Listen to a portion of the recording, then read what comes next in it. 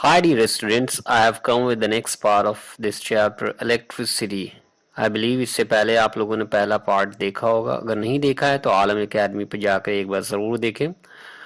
इस वीडियो में हम लोग Ohm's law, graph between the potential difference and current और रेजिस्टेंस किन फैक्टर्स पे डिपेंड करता है वो, और ये रेजिस्टेंस किस तरीके से हम लोग कनेक्ट कर सकते हैं, पैरेलल, सीरीज और मिक्स्ड, इन सबों के बारे में आज हम लोग पढ़ेंगे इस वीडियो में. So let's start. सबसे पहले हम लोग डिस्कस करेंगे Ohm's law. What is Ohm's law? So according to Ohm's law, potential difference across the 2 points of a conductor is directly proportional to current passing through the circuit provided that temperature remains constant. Ohm's law क्या कहता है कि जो भी potential difference होता है, potential difference क्या होता है, अगर आप लोगों को नहीं मालूम तो एक बार पिछला वीडियो जरूर देखें. पोटेंशियल डिफरेंस जो होता है वो डायरेक्टली प्रोपोर्शनल होता है उस करंट के जो सर्किट में फ्लो कर रहा होता है. So we can write what? V proportional to, directly proportional to I. Now we know that if we have to remove the proportionality sign, अगर हमें remove करना, what do we do that? We introduce a constant there, right? So हम लोगों ने क्या किया है कि उस proportionality sign को हटाने के लिए constant use किया है, and that constant is called R. R is resistance. Now we talk about what is resistance. Resistance क्या होता है, इसको समझने के लिए सबसे पहले हम एक एग्जांपल लेते हैं. लेट्स से दैट अगर आप बाइक चला रहे हैं किसी हाईवे पर, तो वहाँ पर कोई डिस्टर्बेंसेस मौजूद नहीं होता है, आप आसानी से 80-90 का स्पीड मेंटेन कर लेते हैं. लेकिन अगर उसी बाइक को आप अपने गली में चलाते हैं तो क्या होता है, बहुत सारे डिस्टर्बेंसेस मौजूद होते हैं और 80-90 का स्पीड मेंटेन करना पॉसिबल नहीं होता है. ठीक इसी तरीके से जब इलेक्ट्रिक करंट फ्लो करता है कंडक्टर में तो क्या होता है, कंडक्टर की एक प्रॉपर्टी होती है, उसमें भी बहुत सारे ऐसे डिस्टर्बेंसेस मौजूद होते हैं जो क्या करते हैं, इलेक्ट्रिक करंट के फ्लो को रोकने की कोशिश करते हैं. इसी प्रॉपर्टी को हम लोग क्या कहते हैं, रेजिस्टेंस कहते हैं. That is called resistance. और इसका एसआई यूनिट क्या होता है, इसका एसआई यूनिट होता है ओम, जो कि उसी साइंटिस्ट के नाम पर दिया गया जिसने इसके बारे में बताया है. Now we try to understand Ohm's law by an example. एक एग्जाम्पल के थ्रू हम इसे समझने की कोशिश करते हैं. हम देख सकते हैं कि हमारे स्क्रीन पर एक वोल्ट मीटर है और एक एमीटर है. What is the function of voltmeter? To measure the potential difference, and the function of ammeter to measure the electric current. Initial reading voltmeter पे क्या है, that is 2 volt, and ammeter पे क्या है, that is 4 ampere, right? जैसे ही 2 volt से 4 volt होता है, एमीटर में भी क्या होता है, that is changes from 4 to 8, 4 से 8 की तरफ वो भी बढ़ जाता है. इट मींस फिर से आप देख लें, 2 से 4 होता है, वैसे ही वो 4 से 8 हो जाता है. जिस रेट में हमारा पोटेंशियल डिफरेंस बढ़ता है उसी रेट से हमारा इलेक्ट्रिक करंट भी बढ़ता है, that is 2 times. So we can say that the potential difference is directly proportional to electric current. Now we discuss about the graph between potential difference and electric current. In physics हम लोगों को physics में एक practical भी करना है. उस practical में हमें देखना है कि जो ग्राफ ड्रॉ किया जाता है पोटेंशियल डिफरेंस और इलेक्ट्रिक करंट के बीच में, उसका नेचर क्या होता है, what kind of graph we get. So इसके लिए हम क्या करते हैं, हम जानते हैं कि V जो है directly proportional to electric current है. सबसे पहले ग्राफ बनाने के लिए हम क्या करते हैं, एक टेबल क्रिएट कर लेते हैं, उसमें हम दोनों का वैल्यू पुट करते हैं. V अगर जैसे फॉर एग्जांपल 2 है तो इलेक्ट्रिक करंट 4 लिया है, अगर 4 होगा V तो इलेक्ट्रिक करंट क्या हो जाएगा, 8 हो जाएगा. ठीक है, क्योंकि डायरेक्टली प्रोपोर्शनल है. उसके बाद हम ड्रॉ करते हैं एक एक्स एक्सिस एक वाई एक्सिस, जैसे कि हम ग्राफ में बनाते हैं. उसके बाद हम इस दोनों पॉइंट को वहां पे मार्क करते हैं. 4 current, we take current on x axis and potential difference on y axis. 4 और 2 मार्क हो गया है. ठीक है, दूसरा हम पॉइंट मार्क कर लेते हैं 8 and 4. Alright, now we join these 2 points. So what we get a straight line. So potential difference और ग्राफ जो इलेक्ट्रिक करंट के बीच के ग्राफ होता है, that is what? That is a straight line. Now we discuss about the fact on which resistance of a conductor wire depends. किसी भी conductor wire का resistance किन किन फैक्टर्स पे डिपेंड करता है उसके बारे में अब हम लोग पढ़ेंगे। सबसे पहला फैक्टर हमारा length of the conductor wire. जैसे जैसे लेंथ जो है बढ़ेगा वैसे वैसे रेजिस्टेंस भी हमारा क्या होगा, बढ़ेगा। इसको हम लोग एक एग्जांपल से समझते हैं। देख सकते हैं हमारे पास दो कंडक्टर वायर हैं, एक दोनों का साइज अलग अलग है और दोनों में इलेक्ट्रॉन्स हैं। हम जानते हैं इलेक्ट्रॉन्स क्या होते हैं, फ्रीली मूव करते रहते हैं। जब एक पोटेंशियल डिफरेंस मेंटेन किया जाता है तब वो एक डायरेक्शन में मूव करते हैं। बट जब ये इलेक्ट्रॉन मूव करते हैं उस पर एक फोर्स अप्लाई किया जाता है and that force is applied by the protons. Protons क्या करते हैं, उन पे एक फोर्स अप्लाई करते हैं, अट्रैक्टिव फोर्स अप्लाई करते हैं, जिसकी वजह से जो इलेक्ट्रॉन्स का स्पीड होता है वो क्या हो जाता है, कम हो जाता है एंड समटाइम्स वो रुक भी जाते हैं। इसी तरीके से जब हम लेंथ इंक्रीज करते हैं तो क्या होता है कि ज्यादा नंबर ऑफ प्रोटॉन्स होते हैं और ज्यादा फोर्स ऑफ अट्रैक्शन अप्लाई किया जाता है, जिसकी वजह से बहुत सारे इलेक्ट्रॉन्स क्या होते हैं वो फ्लो करना बंद कर देते हैं। तो इसका मतलब ये हुआ कि जैसे जैसे हम लेंथ इंक्रीज करेंगे वैसे वैसे हमारा रेजिस्टेंस भी है वो क्या होगा, बढ़ते जाएगा। Now the second factor is the cross sectional area of the conductor. हम देख सकते हैं कि यहाँ पे हमारे पास दो फिगर हैं, दोनों फिगर में जो सर्कुलर पार्ट जो देख सबसे फ्रंट में है that is called the cross sectional area. वो क्या कहलाता है, क्रॉस सेक्शनल एरिया कहलाता है। जितना ज्यादा क्रॉस सेक्शनल एरिया होगा उतना कम रेजिस्टेंस यहाँ पर हमें देखने को मिलेगा। हम देख सकते हैं क्योंकि स्पेस कम है पहले वाले फिगर में, तो वहां पर जो फोर्स ऑफ अट्रैक्शन है वो ज्यादा होगा क्योंकि दोनों के बीच में डिस्टेंस कम है इलेक्ट्रॉन्स और प्रोटॉन्स के बीच में। दूसरे केस में हमारा जो है वो स्पेस ज्यादा है, इलेक्ट्रॉन और प्रोटॉन्स के बीच में स्पेस भी ज्यादा है, जिससे क्या होगा, फोर्स ऑफ अट्रैक्शन कम होगा, इस वजह से रेजिस्टेंस जो होगा वो कम होगा। Now next factor material by which the conducting wire is made। जिस मटेरियल से कंडक्टिंग वायर बनाया जाता है उस मटेरियल पर भी हमारा ये डिपेंड करता है कि रेजिस्टेंस कैसा होगा। फॉर एग्जांपल जो कंडक्टर है, बहुत सारे जो हमारे प्योर मेटल्स हैं, अगर उनको लिया जाए तो उनमें जो होता है वो रेजिस्टेंस जो रेंज होता है that is 10 to the power minus 8 to 10 to the power minus 6।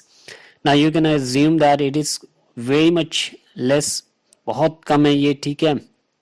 Second जो सेमी कंडक्टर्स हैं जिनमें थोड़ा रुक रुक के फ्लो होता है, ठीक है, उनका हम अगर रेंज देखें that is 10 to the power minus 3 to 10 to the power 4।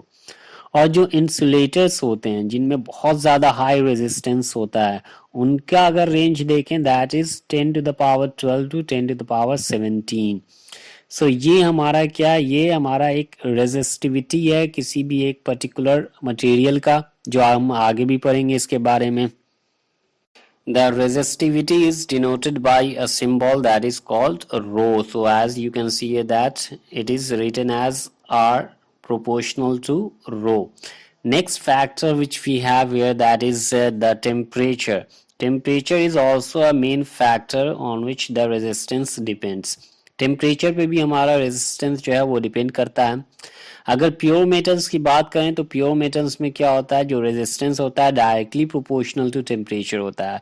अगर आप टेम्परेचर बढ़ेगा तो रेजिस्टेंस भी बढ़ेगा, टेम्परेचर घटेगा तो रेजिस्टेंस भी घटेगा।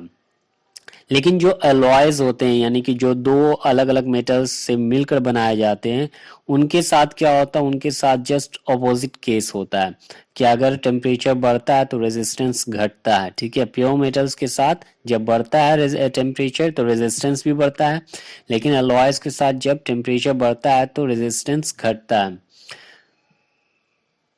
एक्चुअली टेम्परेचर बढ़ने से क्या होता है, जो इलेक्ट्रॉन्स हैं उनकी स्पीड बढ़ जाती है और स्पीड बढ़ने की वजह से आपस में उनके कोलाइजन बढ़ जाते हैं, जिसकी वजह से जो स्मूथ फ्लो होना चाहिए इलेक्ट्रिक करंट का वो रुक जाता है। So we can say that जो रेजिस्टेंस है वो बढ़ जाता है। Now finally what we can write, हम लोग अब क्या लिख सकते हैं, R equals to rho into L by A. We know that R जो है डायरेक्टली प्रोपोर्शनल टू L है और R जो है इनडायरेक्टली प्रोपोर्शनल टू A है। So now we use a constant here. That constant is called resistivity. ये constant क्या कहलाता है, resistivity कहलाता है। और ये अलग अलग materials के लिए एक fixed value होता है। सबका एक वैल्यू नहीं होता, अलग अलग मटेरियल्स के लिए अलग अलग इसका वैल्यू होता है। ये पीछे हम लोगों ने इसके बारे में पढ़ा हुआ है, रेंज जो पढ़ा था हम लोगों ने, वो रेंज ये अलग अलग मटेरियल्स के लिए होता है।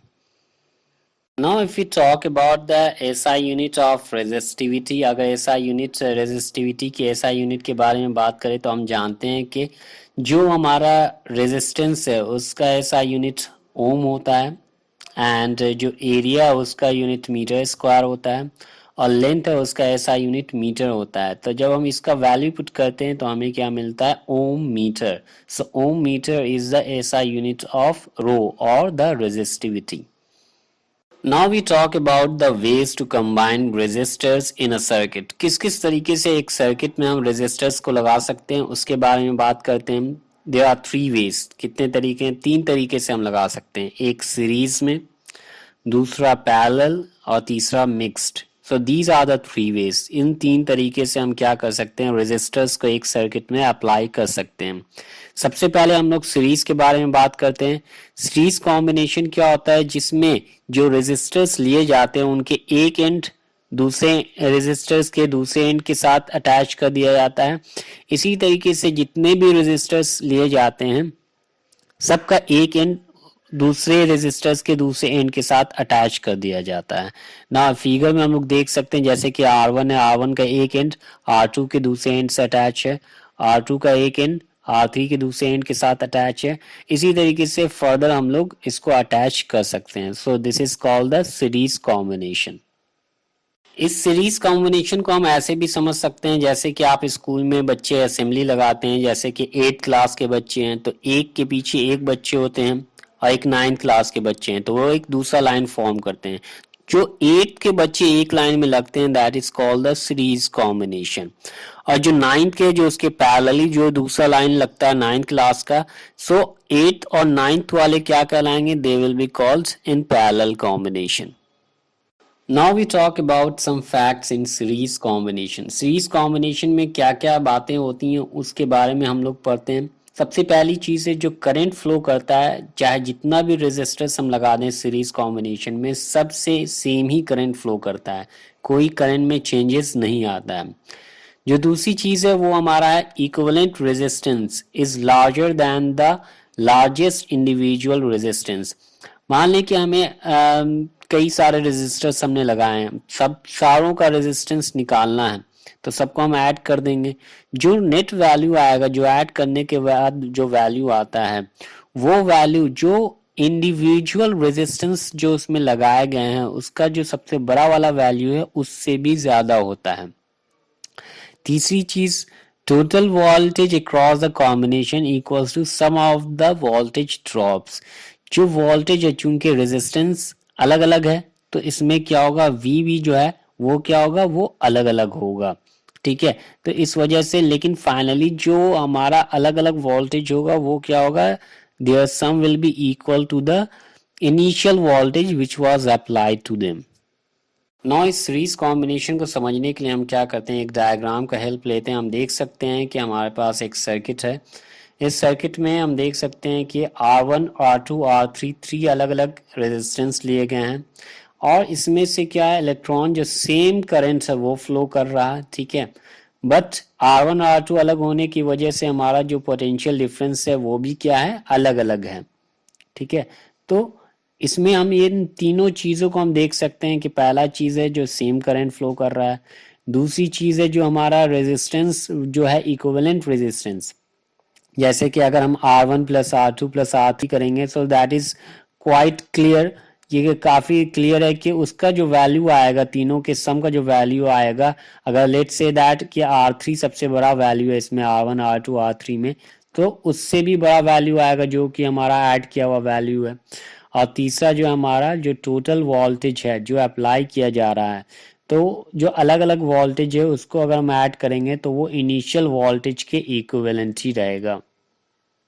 Now we try to find out the equivalent resistance of resistors in series. अगर सीरीज में कई सारे रेजिस्टर्स लगाए गए हैं तो उनका जो रेजिस्टेंस आएगा, इक्विवेलेंट रेजिस्टेंस आएगा, नेट वो क्या होगा, उसका वैल्यू कैसे फाइंड आउट करेंगे। इसके लिए सबसे पहले हम लोगों ने देखा कि v जो है that is equal to the v1 plus v2 plus v3, right, and the formula we know that v equals to I into r.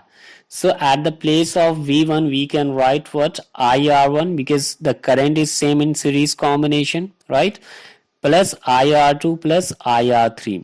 Finally हम लोग क्या कर सकते हैं, आई दोनों साइड से कॉमन लेकर के इसको कैंसिल कर सकते हैं। तो हमारा जो रिजल्ट आएगा वो क्या आएगा, R equals to R1 plus R2 plus R3, यानी जो इक्विवेलेंट रेजिस्टेंस आया वो क्या होगा, वो sum of all the resistance होगा। Now we talk about the parallel combination. Parallel combination क्या है, जैसे कि मैंने पहले ही बताया कि आपको अगर दो क्लास है, क्लास 8 और क्लास 9, दोनों बच्चों को आमने सामने बिल्कुल खड़ा किया जाए, ठीक है, दो लाइन बना करके, तो दोनों के जो कॉम्बिनेशन होगा वो कॉम्बिनेशन क्या कहलाएगा, वो कॉम्बिनेशन कहलाएगा पैरेलल कॉम्बिनेशन। ठीक इसी तरीके से अगर रेजिस्टर्स अगर लिए जाते हैं, अगर उस रेजिस्टर्स पहले रेजिस्टर्स का फर्स्ट एंड दूसरे रेजिस्टर्स के फर्स्ट एंड के साथ ज्वाइन कर दिया जाए, तो ये कॉम्बिनेशन क्या कहलाएगा, पैरेलल कॉम्बिनेशन कहलाएगा। इस पैरेलल कॉम्बिनेशन को अब हम एक फिगर के थ्रू समझते हैं। हम देख सकते हैं एक सर्किट लिया गया है यहाँ पर, और इसमें तीन अलग अलग रेजिस्टर्स R1, R2, R3 लिया गया है। इन तीनों में कॉमन चीज क्या है कि R1 का जो पहला एंड है वो R2 और R3 के पहले एंड के साथ ज्वाइन किया गया है, और R1 का जो दूसरा एंड है वो R2 और R3 के दूसरे एंड के साथ ज्वाइन किया गया है। सो इस कॉम्बिनेशन को हम लोग क्या कहते हैं, पैरेलल कॉम्बिनेशन कहते हैं। क्योंकि ये तीनों अलग अलग डायरेक्शन में R1, R2, R3, सो इसमें से जो करंट भी फ्लो कर रहा है वो क्या होगा, तीनों अलग अलग करंट फ्लो करेगा। जैसे कि हम देख सकते हैं तीन अलग अलग, मैंने बॉल यहाँ पे एक सर्कल लिया है मैंने, और उसके थ्रू मैंने दिखलाया कि तीन अलग अलग करंट जो है वो R1, R2, R3 से फ्लो करते हैं। लेकिन फाइनली क्या होगा कि इनका जो सम होगा, let's say that I1 plus I2 plus I3, that will be equal to the initial current, it means that will be equal to I। Is it clear? Now we talk about some facts in parallel combination. अगर हम parallel combination की बात करें तो इनमें कुछ facts हैं। जो सबसे पहला फैक्ट्स ये है कि जो करंट होता है वो क्या होता है, अलग अलग रेजिस्टर से अलग अलग फ्लो करता है। जैसा कि हम लोगों ने पीछे देखा वीडियो में, R1, R2 और R3 से अलग अलग करंट फ्लो करता है।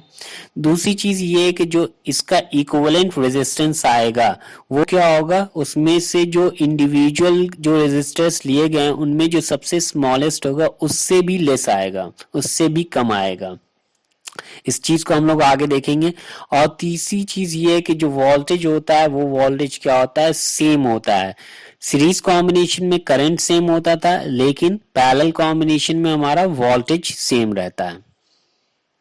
Now we try to find out the equivalent resistance of resistors in parallel। अगर पैरेलल कॉम्बिनेशन है तो उसमें जितने भी रेजिस्टर्स लिए गए हैं उन सबका एक नेट रिजल्टेंट रेजिस्टेंस क्या होगा उसको फाइंड आउट करते हैं। सबसे पहले हम जानते हैं कि जो I है that will be equal to I1 plus I2 plus I3, because जो I होता है करंट होता है वो क्या होता है, डिफरेंट होता है अलग अलग रेजिस्टेंस में।